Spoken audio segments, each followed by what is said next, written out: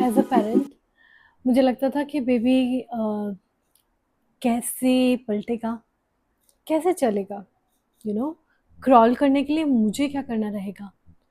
कहीं मैं समय से पहले उसे बिठा ना दूं कि उसकी बैकबोन पर कोई इम्पैक्ट आ जाए, या कहीं ऐसा ना हो कि मैं कुछ माइलस्टोन अचीव करने के लिए मेरा कुछ करना ज़रूरी है जो मैं मिस कर दूं और जिसकी वजह से उसका डेवलपमेंट डिले हो जाए।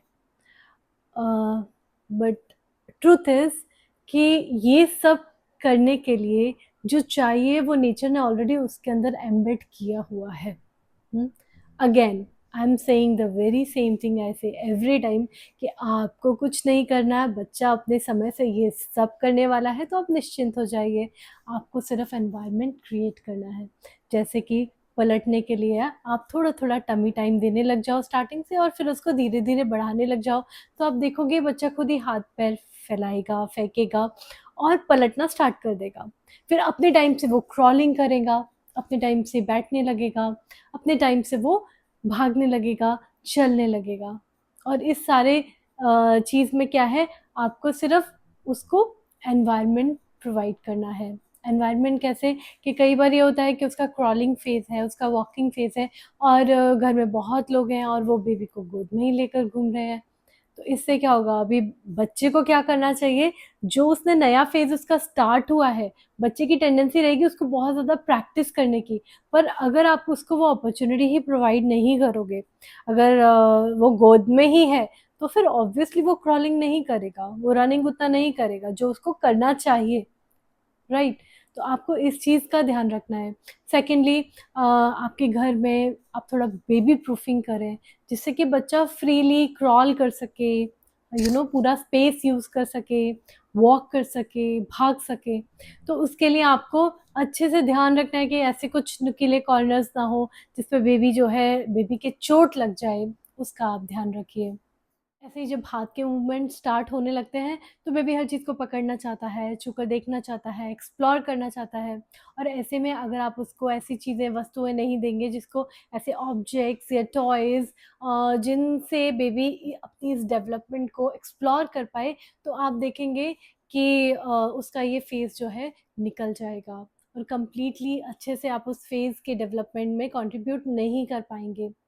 तो इसमें क्या है कि it has been researched and found out कि बेबी की जो फिजिकल एक्टिविटीज़ हैं वो उसके मेंटल डेवलपमेंट से डायरेक्टली रिलेटेड है। तो इसलिए बहुत ज़रूरी है कि बेबी का जो भी फिजिकल एक्टिविटी का फेज चल रहा है, उसको एनहांस करने के लिए आप अपॉर्चुनिटीज़ क्रिएट करें, और अगर कोई ऑब्स्टेकल्स हैं तो आप उनको रिमूव करें। ये देखा गया है कि अगर जो सेंसरियल एक्टिविटीज़ एक पर्टिकुलर फेज में बेबी के लिए इम्पॉर्टेंट है और वो उसको नहीं मिलती हैं, तो उसके मानसिक विकास में वो अवरोध होता है। जितना मानसिक विकास होना चाहिए, मेंटल डेवलपमेंट होना चाहिए, उतना एक्चुअली नहीं हो पाता है। कई बार हमारे घर में ही लोग होते हैं, बच्चे अगर कूद रहे हैं, इधर उधर भाग रहे हैं, छलांग लगा रहे हैं, तो कोई ना कोई कह देता है कि क्यों हर टाइम कूदते रहते हो, क्यों ऐसे करते हो, चुपचाप बैठो, डिसिप्लिन में रहा करो। उनको ये नॉलेज ही नहीं होती कि एक्चुअली ये जो फिजिकल एक्टिविटीज़ हैं, ये उनका से नहीं है। उनके अंदर जो इतनी सारी एनर्जी है वो नेचर इस तरीके से अलाइन की हुई है that they have to do these activities in order to develop themselves physically and mentally. और एक पर्टिकुलर टाइम के बाद आप देखोगे कि बेबी चीज़ों पे चढ़ चढ़ कर कूद रहे हैं, और लंबा वॉक करना चाहते हैं, बहुत हैवी चीज़ों को उठाना चाहते हैं। क्यों? क्योंकि ये फेज़ होता है उनके स्ट्रेंथ डेवलपमेंट का।